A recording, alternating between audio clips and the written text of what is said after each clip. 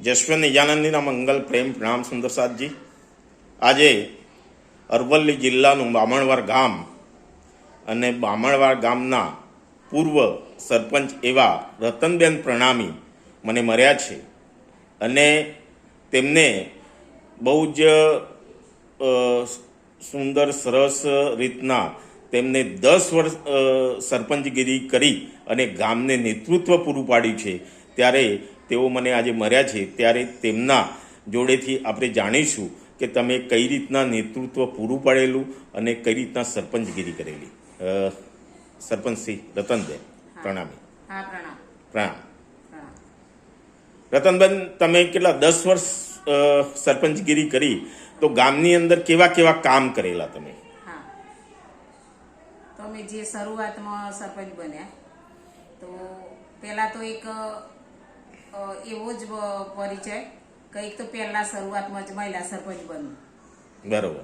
મહિલા સરપંચ બનતા જ ચૂંટણી લડ્યા પછી જ જે આપણી જીત થઈ એ આપણને બહુ ગર્વ કે આપણે એક મહિલા સરપંચ તરીકે એક સરકારી નેતૃત્વ તરીકે આપણને ઓફિસોમાં જવાનું, અધિકારીઓ સાથે મળવાનું, લોકોની કામગીરી કરવાની, આવી બધો પરિચય તો નહોતો જ, પણ એક સરપંચ તરીકે જે આપણે નિમણૂક કરી પબ્લિકે એ રીતે મળતા માહિતી મળી કે ભાઈ ગામજનોની સેવા, સરપંચ તરીકે એટલે ગામની સેવા, સરપંચ તરીકે એટલે ગામની સેવા જ. સેવા તરીકે એમ કે કોઈ વ્યક્તિ એમ કે સરપંચ તરીકે ગામની કોઈ મુશ્કેલી હોય, કોઈ સરકારી હેતુ એ કામ કરવાનું હોય એટલે મહિલા સરપંચ તરીકે પહેલા તો મહિલા સરપંચોની જ અનુભવી કે મહિલાઓની જ ખુશી કે અમારા રતનબેન સરપંચ આવો તો અમારું કામ થાય, અમારે ઘેર જઈ ઓફિસે જઈ એકબીજાની વાતચીત કરવી, કે બેન હોય તો આપણને કોઈ પણ જાતની તકલીફ પડે નહીં. એ રીતે એક શરૂઆત કરી.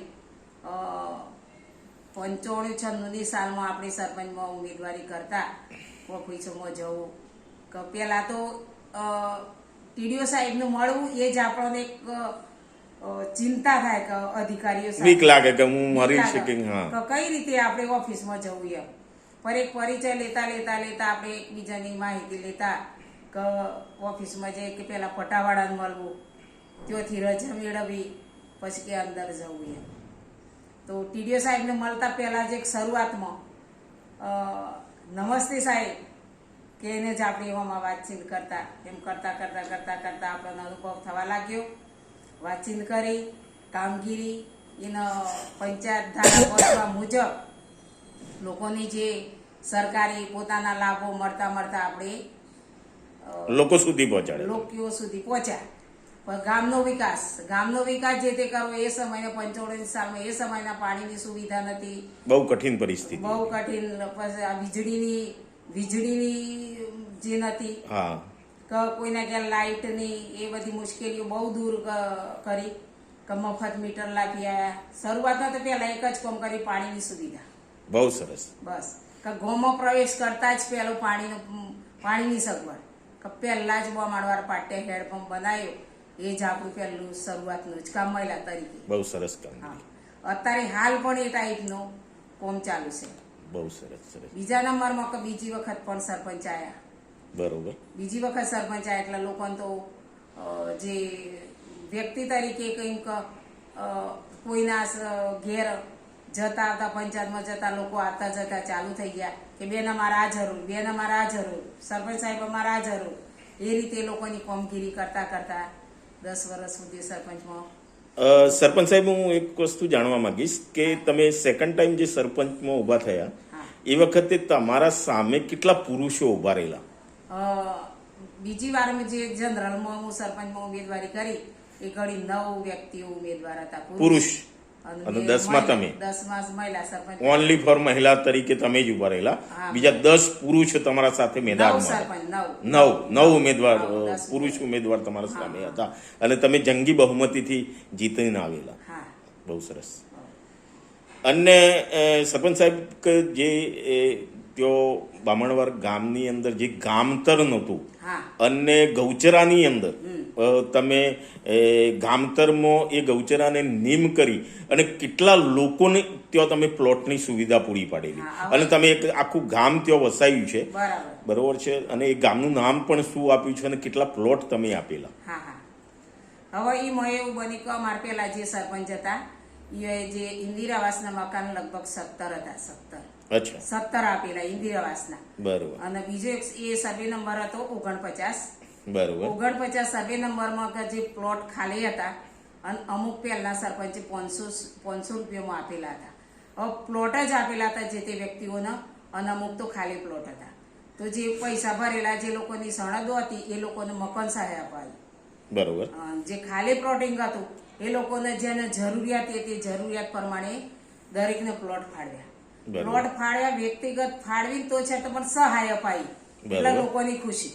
બરોબર, બરોબર, જો કે પ્લોટ તો આપ્યા જ બરોબર. પણ પ્લોટની જે સહાય અપાવી એ બહુ બહુ કઠિન ખુશી પરિસ્થિતિ, હતી. સાચી અને વાત. મન તો જે એ ઘડી જે અત્યારે હાલ તો અરવલ્લી જિલ્લો પણ એ ઘડી હિંમતનગર સાબરકાંઠા સાબરકાંઠા જિલ્લો હતો. બરોબર. પણ આપણી કોમગીરીમાં એક શરૂઆત કરવાની હતી કે ભાઈ લોકોની જે ભાવના હોય એ આપણે પૂરી પાડવી. બરોબર, એ રીતે ઘણી મુશ્કેલી પડી. સરપંચ તરીકે તો એમ કે મહિલા સરપંચ તરીકે હિંમતનગર જવું એટલે એક નવો જ વિચાર આવે કે આપણે બહાર ફરેલા ના હોય. હા, ઓફિસે જવું, કઈ ઓફિસે જવું, પૂછતા પણ અમે પહોંચી જતા. પંચાયત સભ્ય હતા, કોઈ બેનો બીજી હતી પણ જોડે લઈ લઈને અમે તેઓ કલેક્ટર સાહેબને મળતા કે સાહેબ અમારા ગામમાં આ જરૂર છે, આ જરૂર છે. અહીંયા તમે કેટલા પ્લોટિંગ કરેલા છે? 110. 110. અને ગામનું નામ શું આપેલું? ગામનું નામ બામણવાડ સુંદરપુરા. સુંદરપુરા. સુંદરપુરા. સરસ, સરસ. મિત્રો, તમે મારો વિડીયો જોઈ રહ્યા હોય અને વિડીયો ઉપર ફર્સ્ટ ટાઈમ હોય તો વિડીયોને સબસ્ક્રાઈબ કરો, લાઈક કરો અને શેર કરો. આવા અવનવા વિડીયો હું આપની સમક્ષ લઈને આવું છું. તો મિત્રો, શેર કરો, લાઈક કરો. મિત્રો, આ સુંદરપુરા ગામ એ હાઈવેના ટચ બનાવેલું છે. આપ પણ જો ત્યાંથી નીકળતા હોય તો એકવાર અવશ્ય આ ગામની તમે મુલાકાત લેજો. અને સરપંચશ્રીને બીજું કહીશ કે તમે શિક્ષણ માટે શું એ વખતે વ્યવસ્થા કરેલી? કોઈ ઓરડા બનાવેલા કે એવું કંઈક કરેલું? હા, ઓરડા બનાવેલા કે જે શરૂઆતમાં આપણે અમને મિટિંગમાં માહિતી મળતી કે તમે સરપંચ તરીકે સત્તાનો ઉપયોગ કરી શકો. કે શાળામાં કેટલા વિદ્યાર્થીઓ કયા ટાઈમે આવે જો, કેટલો છોકરો બેસવાની સગવડ કઈ રીતે. તો અમે સુંદરપુરા પણ નવી બસ આ શાળા પણ મંજૂર કરાવડાવી. અત્યારે 1 થી 5 ધોરણ ચાલે છે તો એનો છોકરો સુંદરપુરા જ મોજ ભણે છે.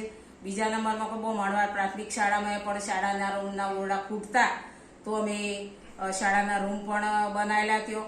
એટલે દરેક ઓગણવાડી બનાવડાવી. એમ જે સગવડો નથી એ અમે પૂરી પાડી ગામમાં. અને ગટર વ્યવસ્થા કરી.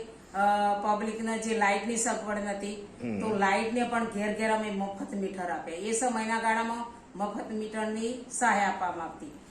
સરપંચ સાહેબ, હું એક વસ્તુ જાણવા માંગીશ કે આપે કોઈ રોજગારી બાબતની કોઈ એ વખતે કોઈ વિકાસનું કાર્ય કર્યું હોય, લોકોને રોજગારી મળે એ માટે કઈ કાર્ય કર્યું? હા, કાર્ય કરેલું કે બહેનો માટે કે જે બહેનો બેરોજગારી બેહરેલી હોય એ લોકો જે થોડી ઘણું ભણેલી હોય એ લોકોના માટે જે બહુ મણવાડી કે સમાજમાં જ કે કોઈ પણ નાતીમાં એમ કે મહિલાઓનો મશીન જે સીવણ ક્લાસ કરાયો. એમ સીવણ ક્લાસ બરોબર. મહિલાઓનો સમાજ કલ્યાણ દ્વારા મહિલાઓનો સીવણ ક્લાસ કરાયો.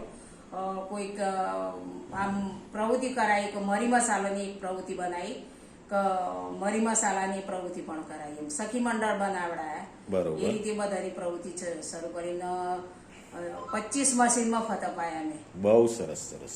સીવણ મશીન કે કોઈ બાર કામ કરી ના શકે તો ઘેર બેઠે પણ સિલાઈનું કામ કરીને પોતાનું રોજગારી મેળવી શકે. એ રીતે 25 મશીનની બહેનોને મફત. બહુ સરસ કામગીરી આપે સરપંચ સાહેબ કરી છે અને આપની કામગીરીને હું બિરદાવું છું. અને મારા વિડીયો તમે કોઈ પણ સુંદર સાથ જોઈ રહ્યા હોય તો આ વિડીયોને સબસ્ક્રાઈબ કરો, લાઈક કરો.